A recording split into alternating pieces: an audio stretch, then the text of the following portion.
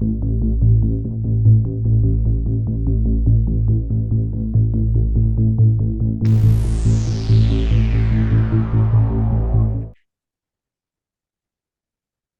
everybody. This is the Disinfo Resilience Network channel, and I have Zarina Zabrisky here, one well-known journalist who spent a lot of time in Ukraine. She herself is an American citizen, but she also had the pleasure to grow up in the Soviet Union, which made her also an expert for all the kind of propaganda that is happening there because she saw it in her own eyes. She told me very, very interesting insights during her visit in Vienna. But today we are here because of another cause. And this cause is connected to the city, Ukrainian city of Kherson, where she spent a lot of time as a reporter on the ground. Please tell us about it. Dietmar, thank you for this brilliant introduction. In fact, it's confusing to kind of place me and figure out my identity, but you did it the best. Yes. So, in brief, I'm an American journalist based in Kherson. I live in Kherson for the last 2 years. At this moment, I'm in the States, traveling between the states, making my way to Washington, D.C., where I'm scheduled to speak to politicians trying to get some urgent assistance for the city of Kherson. And before we do this, we're also going to run a worldwide rally. And I believe we're going to talk about this with Dietmar. As for Kherson, I can talk about the city for years, for hours. We don't have this time. So maybe you can ask me some questions, Dietmar. So first of all, maybe not all people in our audience know that Kherson is a city that used to be occupied by the Russian Federation, by the Russian occupants, like they said, and but it was liberated by the Ukrainians, and it's liberated since a couple of years already. So the full-scale invasion is already more than 3 years now, unfortunately. And you were there to witness also not only the situation after the occupation, but also these constant attacks. And you figured out that there is a pattern in the attacks, that they are not at all targeting solely military targets, but they're doing something else regarding civilians. And I heard that you spread a very important term. Which term is it? Yes, that is correct. It's in fact has been 3 years since the liberation of Kherson. Time really flies. I was there at the time when it was liberated, and it was a very joyful moment. I was reporting and recording, but then it very quickly went downhill because the city was pummeled and attacked, first daily, now hourly, and because of the location of the Russian troops right across the river, which is in this place a little less than 1 kilometer even. So they're very, very close and can reach the city with tanks, mortar, and drones. And we're not talking about big drones that you might hear reported on TV, on the radio, large Shahed drones, Iranian-made drones or Russian replica of Iranian drones, flying inland and sometimes reaching European Union countries such as Romania or Moldova. Moldova is not the European Union yet, a candidate. But the fact is, these large drones can fly for a very long distance. That's not the case in Kherson. Even though Shahed drones do attack Kherson, just like anything else, we are there, and I'm saying we because I lived there for 2 years and it became very much a part of my life, have small FPV drones. And these are the drones, if you're not a drone expert, that you can buy online in a regular store on Amazon or anywhere, basically. It's very small, it's light. And people used to just use them for wedding videography or sports events or kids' toys, really. It could be a Christmas gift for your kid. Not so much in where I'm basically living now. There, the Russians attack civilians, not military as well, of course, but mainly civilians in two ways. they can attach a small or sometimes bigger explosive load on such a drone and drop it down on a person, or they can fly this drone, and this drone's called kamikaze for a reason, because they explode on impact and they also kill or injure a person on the ground. This became known as human safari, and that's what you were asking me about. Why? Because the pilot on the other side of the river Dnipro, it can see through his goggles the target very, very well. So they see whether it's a child, whether it's an old woman, occasionally even animals, dogs or goats. And they can differentiate between civilians and military, and they are attacking pretty much anything that moves. There are different type of attacks. They do double taps on rescuers and first responders who arrive to help victims. They also target firefighters, ambulances, volunteers. Not so far ago, there was a UN convoy truck that was hit with humanitarian aid, and that clearly was indicated as a UN humanitarian aid.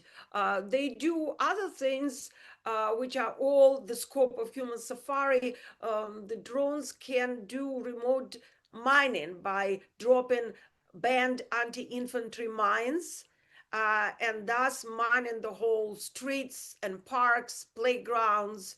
That happens all the time. They can drop incendiary devices, setting houses on fire. Sometimes they work in flocks. There would be one flying in and dropping a heavy weight or rock even on the roof of a small private house, of which there are many in Kherson. And then the second drone would come and drop a Molotov cocktail and set the whole place on fire. And thus they burn the whole blocks. And because the firefighters cannot arrive to the site, and the water supply and power supplies are all damaged by drones and artillery and other type of weapons, there's no way for people to put out the fires. And so part of Kherson, big part of Kherson by the water, is already burned and destroyed, and it's ongoing. There are so many victims. Just last week, there were two children, both 6-year-old, in different instances killed. One was killed by drone, by a mother, by a drone. It was a mother and a child in a taxi, and the drone could see it was a civilian car. And every day there are about a dozen injured, and unfortunately, every day could be one or two killed. Thank you very much for introducing us to this inhuman, terrible, tragic situation that is still in Kherson, because unfortunately we don't see a lot of media coverage about this. It's like I don't know. It's especially you that is telling the world about these human safari tactics that they are using against the civilian population of Ukraine.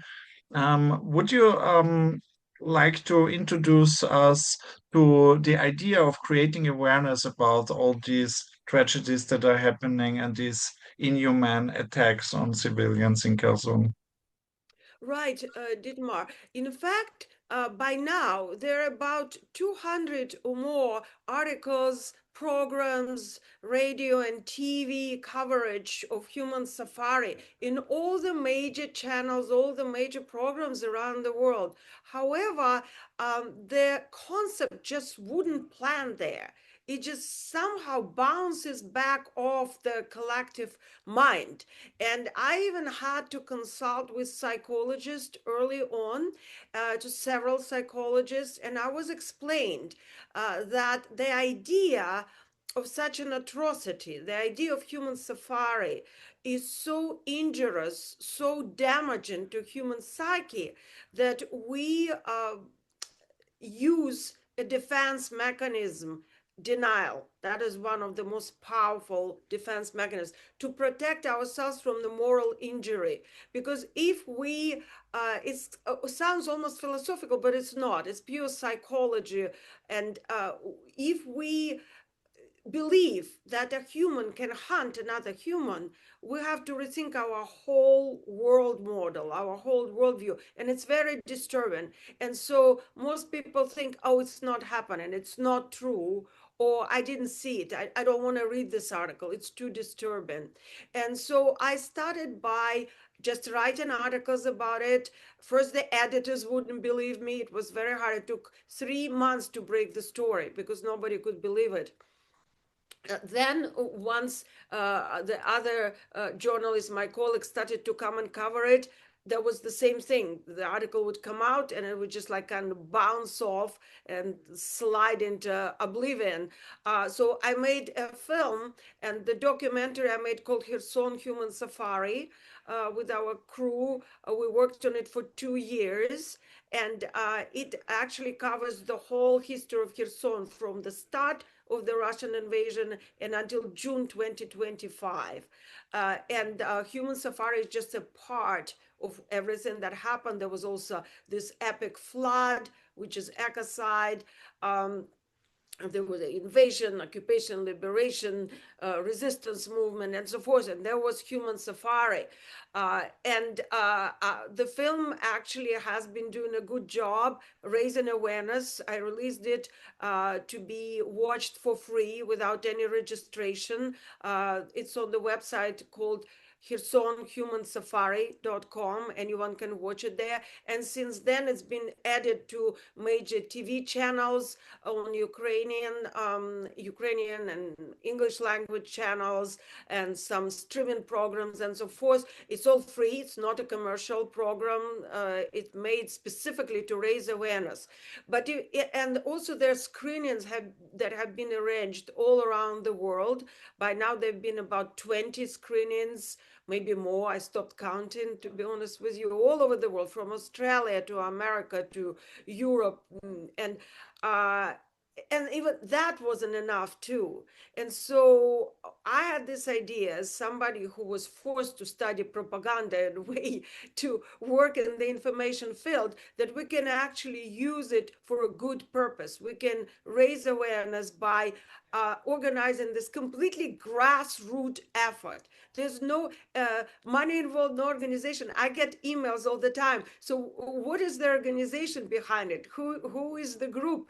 There's no group. There's actually now about up to 30 of us, just regular people, journalists, volunteers, Ukrainians who moved abroad, fleeing the war, or diaspora, or a lot of people who actually never been to Ukraine and never been to Kherson, but they're so outraged that they are organizing the rallies. And by now we have registered and confirmed 15 countries and 30 cities.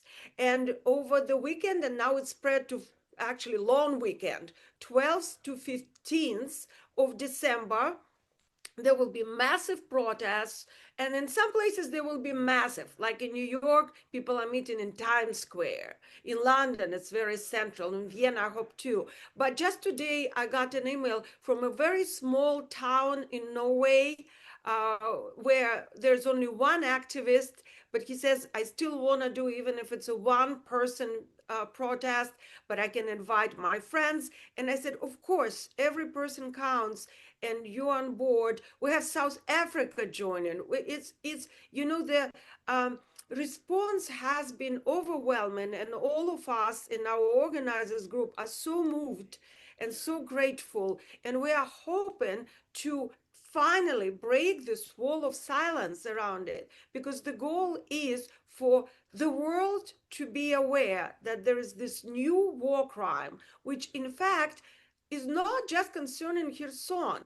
It is the form of the new warfare. And if we don't stop it now in Kherson and it spread from Kherson to the whole front line. There are many other towns and cities now being targeted, and the whole front line area is covered by anti-drone tunnels. And if we don't stop it now, that will be our reality here in Europe and in the United States. Thank you very much. So I wish you all the best for all the rallies. I totally support it, of course. I will send it to all my friends also internationally. And we need also to do something about your movie. I think there is going to be a screening in Vienna too. We need to arrange it. Maybe Christmas is a good time for it because we should also think about the people who don't have it as good as we have it. And thank you very much for your work as always. You're doing a great job, very important job, and I wish you all the best. Thank you, Dietmar. It's humansafari.org, and we appreciate all the work that you are doing, and very, very delighted and grateful to be working together with you on that.